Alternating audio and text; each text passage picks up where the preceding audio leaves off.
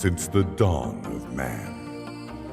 It has been the innate desire and responsibility to pass evolved knowledge from one generation to the next.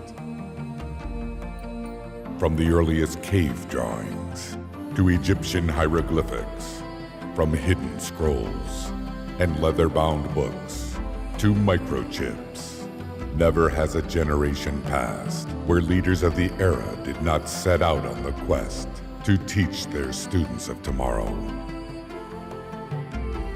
Enter the new millennium. Here, right now, many of today's top minds from all walks of life share what they have learned to create an abundant life filled with wealth, inspiration, success, and happiness, so that you may apply these powerful teachings. From government leaders to athletes, from motivators to movie stars, this is the chance of our lifetime to gain practical insights from one of the most dynamic, inspirational, and diverse group of modern-day heroes. And now they wish to share their strategies with you so that you too can learn it, live it, and pass it on. Welcome. This is where your journey begins. And where are we? Well, we're at a bank, but we're at a bank like no other. Let me explain. While it has vaults, they're not filled with diamonds and platinum and gold. Now, these vaults contain items much more valuable. Rather than things, they contain ideas. They contain concepts, strategies, and wisdom that's been passed down over the years and made contemporary and relevant by today's greatest achievers. And like most banks, there are deposits and withdrawals.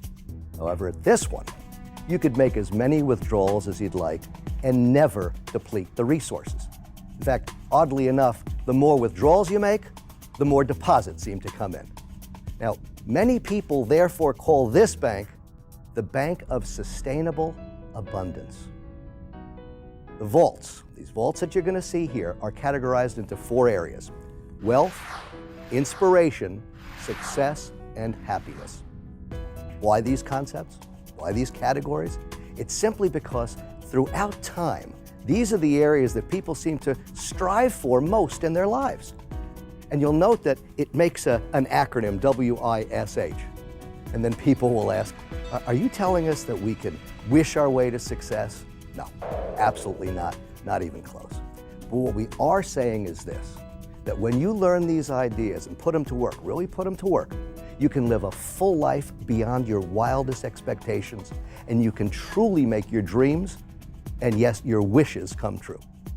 Truth is that if you want these things to come into attraction, you gotta first take action. So I'm gonna ask that you keep your eye out for the common component here in all of the vaults, and that's called mentoring. Yeah, mentoring. It's the act of passing on, sharing information from one person to another.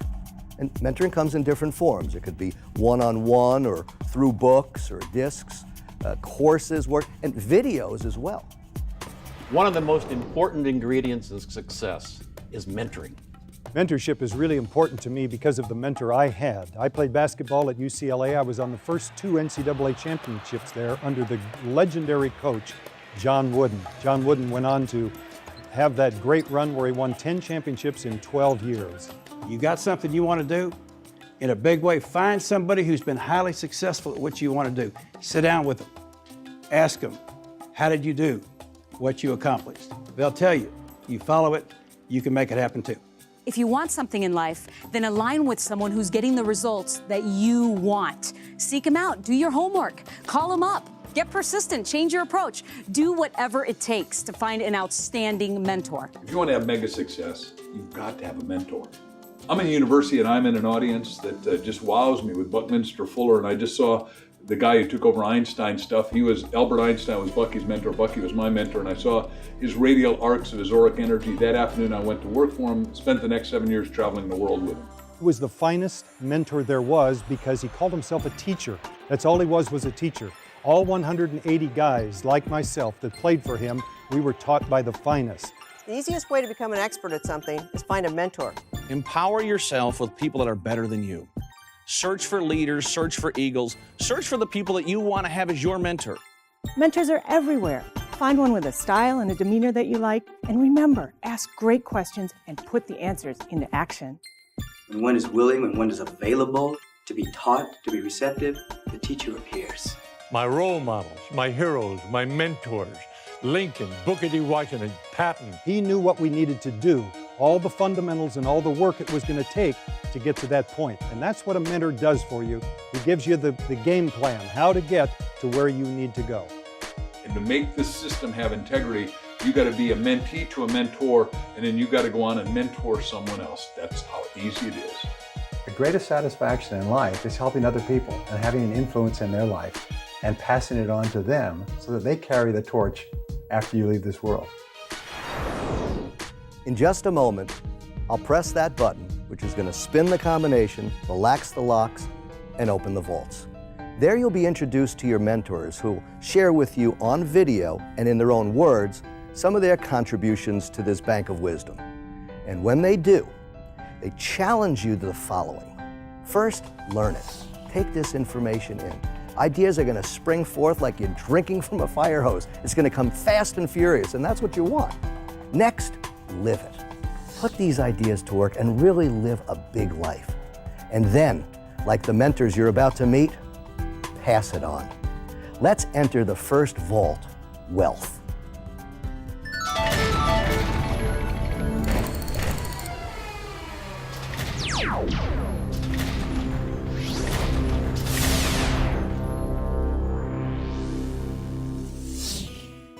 You are in the vault of wealth.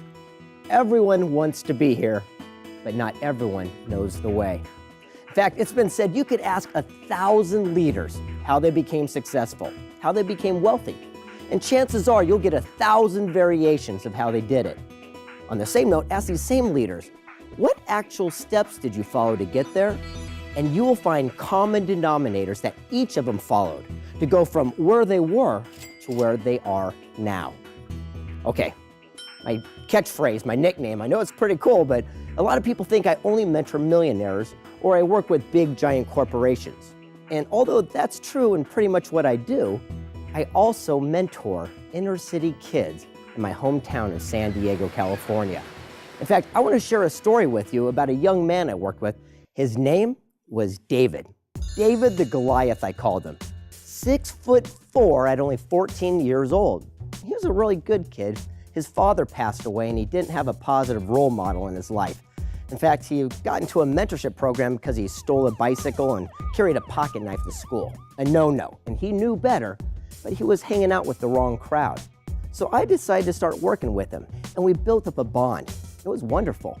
And about 2 months goes by, I could see he started progressing quite well. His homework got better, and he started making a difference around his household.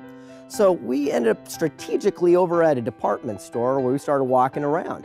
And what do you know? We ended up over at the bike section. I said, hey, Dave, do yourself a favor. Go pick out any bike here and you can have it. And he looks at me and says, what are you talking about? I'm just a kid. I got no money. I can't get a bike. I said, great, let's leave then. He goes, no. He goes, what are you talking about?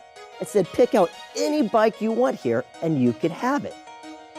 He was lacking the key ingredient for all wealth building, confidence. You have to believe more than anything that what you want can actually be. Your attitude is either the lock on or key to your door of success.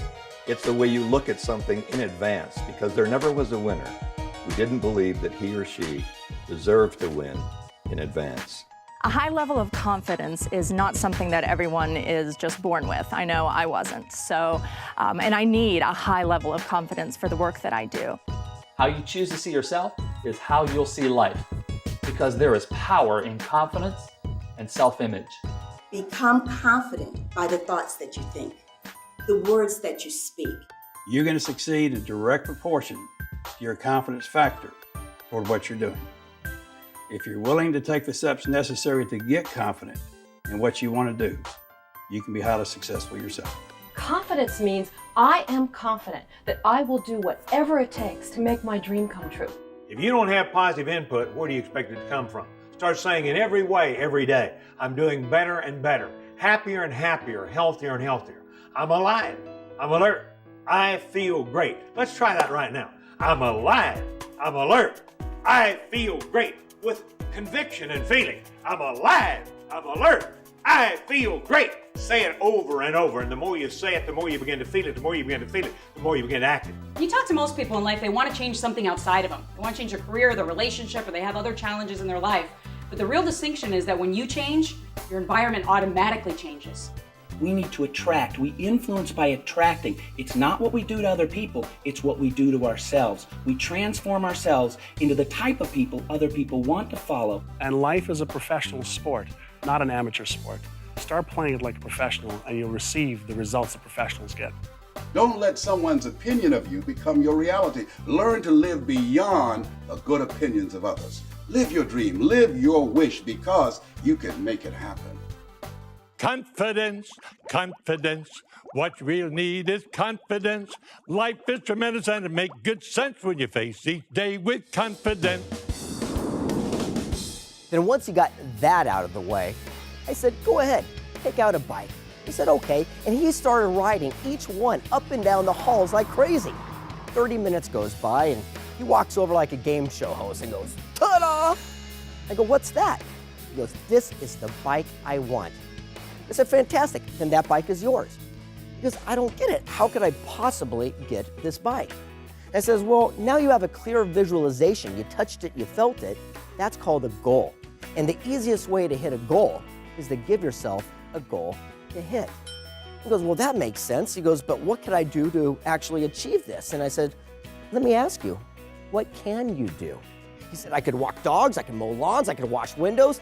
And I go, what do you know? It's amazing how we can come up with a great idea once we have a reason why. And what you just created was called a plan. So he took action with that plan. And he created these flyers and he put them all around town. He ended up getting more jobs he could handle. Every time I pick him up, I'd say, where do you want to go? Movies, arcade? Back to the store. And he paid down on that bike. Wouldn't you know it? Less than 2 months goes by. We're walking out of that store and he's pushing that bike by his side. You've never seen someone with an expression on his face like that before. Smiles from ear to ear. I go, I don't get it. How in the world did you do it that fast? He says, I just implemented what you taught me about duplication. I go, what are you talking about? I know I've given you a lot of lessons, but what do you mean? He says it was like this. I was getting paid $10 a yard to mow their lawn. He goes, the other kids in the neighborhood started getting jealous. They were sitting on the curb watching me make all the money. I go, yeah, but what did you do? He goes, I hired them for $5 each to do the work for me. The next thing you know, he had an entire crew of people mowing lawns in the neighborhood, and he was just supervising. He tells me he even got a t-shirt with a magic marker and wrote Boss Man across the chest. He was incredible, and I was pushing it. I go, man, you little rascal, that's a great, great story. And we're pushing it out and loading it into the back of the trunk. I said, how are you feeling right now? Titanic was out. He goes, king of the world. I go, great. I go, you're feeling pretty confident. Absolutely. I looked at him and I said, let me ask you something. He goes, what? He goes, how would you like it if someone stole that bike from you like you did before? Oh, that hit home. From that point forward, he decided not to get in trouble anymore. In fact, he turned his entire life around and started mentoring other kids within the community. So much so that our local TV station came out and did a report on him, the most outstanding young man who turned his life around. He even had the same jobs 2 years later with other people mowing the lawns for him, all based on residual opportunities. Now you might be saying to yourself, well, that's a warm, fuzzy story and everything, but what does that have to do with me and wealth? It has everything to do with it. You see, he followed the exact blueprint that we discovered that all wealthy people did. You see, it all begins with this. He had a goal. Because without a goal, it's impossible to reach your destination. One of the keys to success is clarity, because you can't hit a target that you can't see. But if you can see the target and you keep shooting at it, eventually you do hit it. You know, in my life, I've lost my eyesight, and I spent the first half of my life with sight, and the second half of my life I've spent with vision. And they are both very powerful things. There are few things more precious than our eyesight. But if I had to make a choice between sight and vision, I would select vision for my life because it's made so many things possible. And dreams are all that we need to propel us from where we are to where we want to be. For me, I wrote myself $1 million check because I wanted to be a millionaire. Then I went and I blew it up and I placed it everywhere where I had to keep seeing it so I could keep visualizing it so it became real. Visualization was a key strategy that had been given to me, and I finally decided to do exactly what they said. Visualization to me is a daydream with intent. But somewhere along the way, we forgot how to dream. We lost it. We lost the very thing that we knew how to do that manifested what we wanted. First, you must envision what it is that you're committed to manifest. Whatever that is, whether it's a new car or a new house, maybe you're expanding your business or attracting that relationship of your dreams. You can't say just, I want to lose some weight, I want to make more money, I want a better job.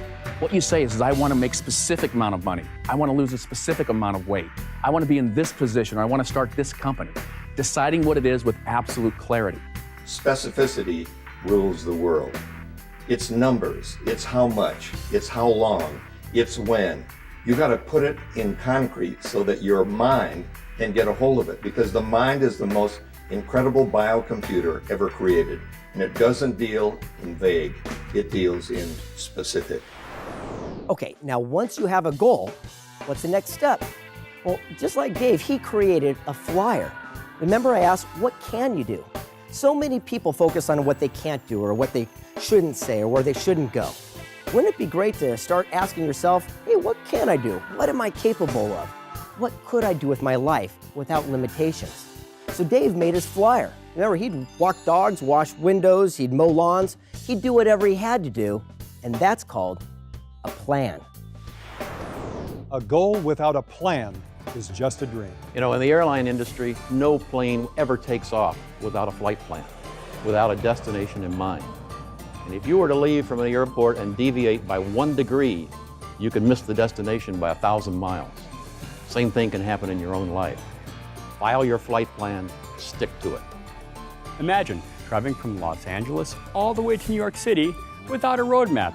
Sure, you might get there eventually, but you need a specific plan. Attention.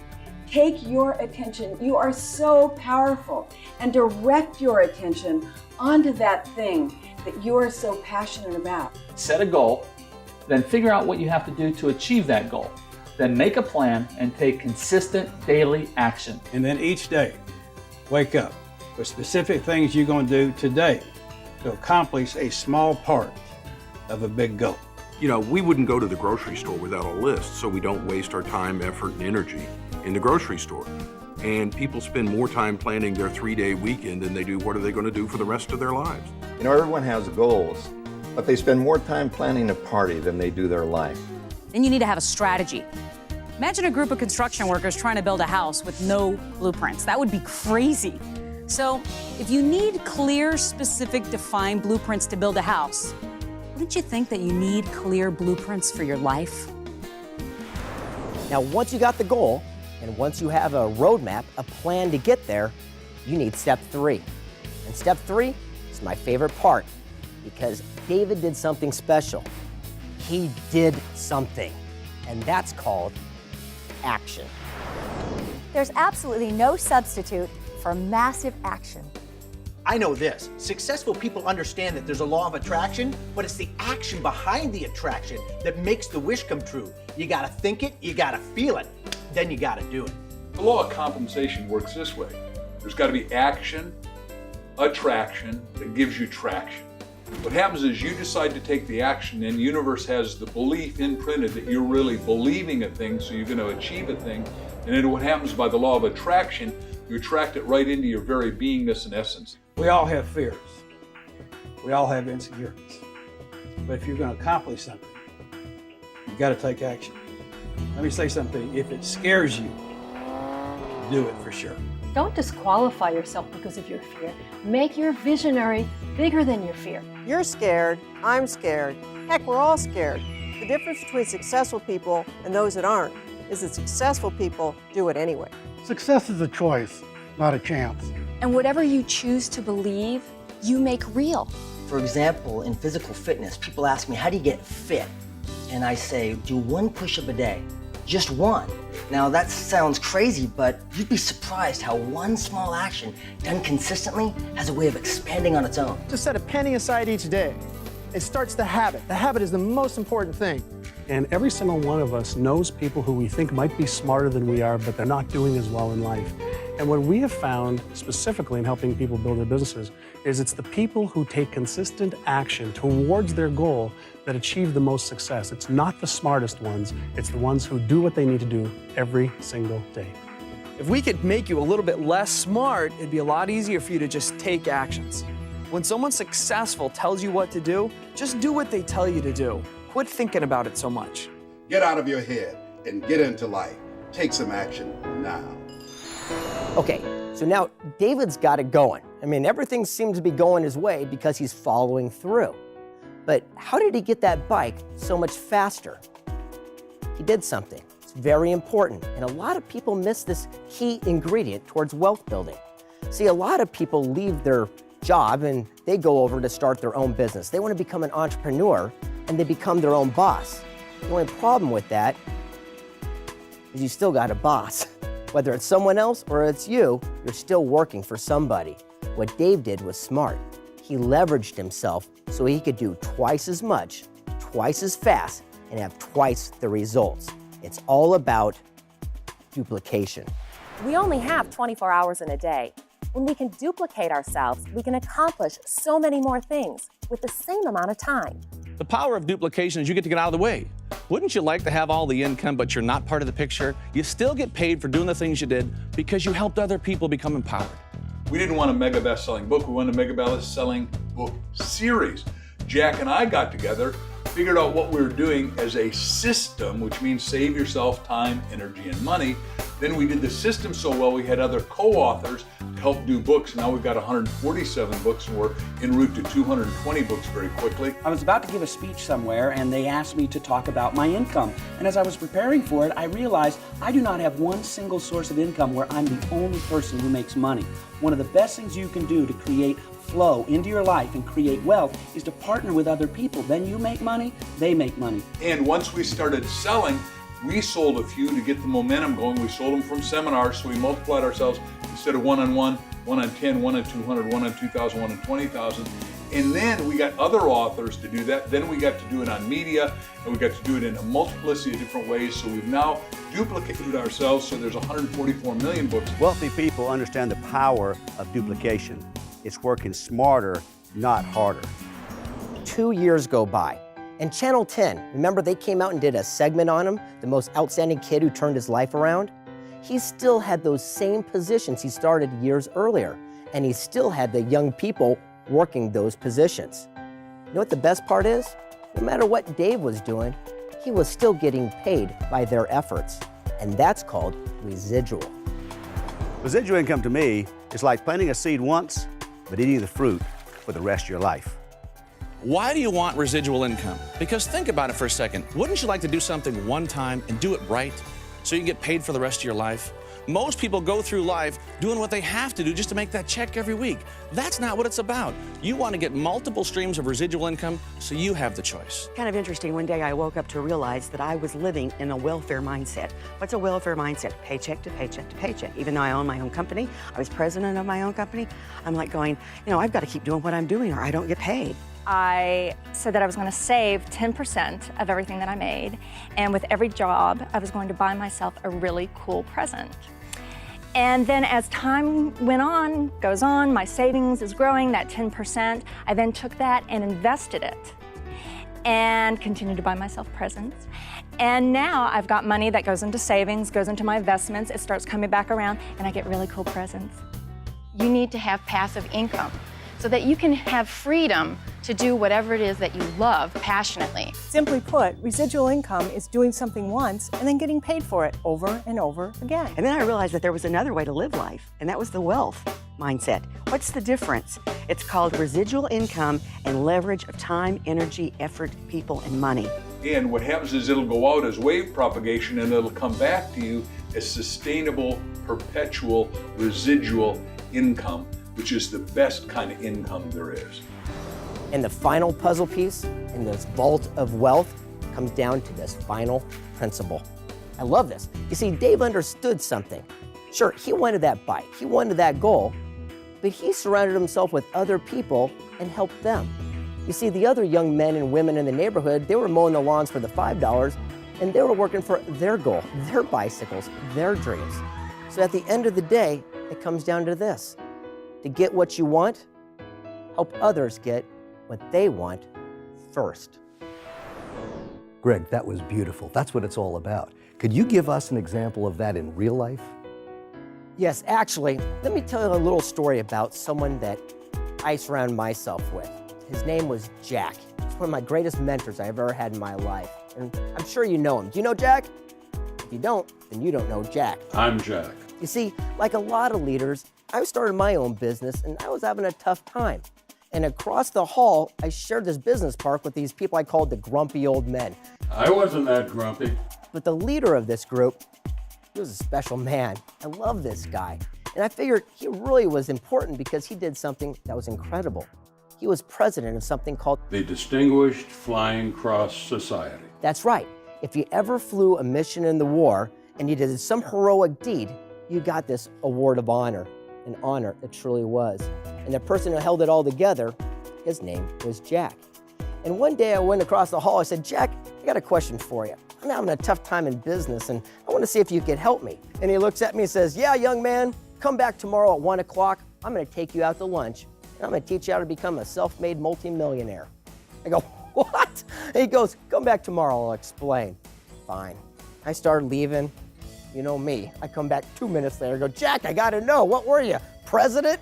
He goes, technically, yeah, you could call me president, CEO. But again, people just call me Jack. So we took something that was a small little idea and grew it into something very large. When you come back tomorrow, I'm going to show you how you could do it too. I said, thanks, Jack. I'm really looking forward to it and I appreciate it. So I left the building. I come back 15 minutes later. I go, Jack, I got to know. What were you president? What were you CEO? He was down on the ground fumbling through some papers and he looks up at me and goes, Have you ever heard of Velt?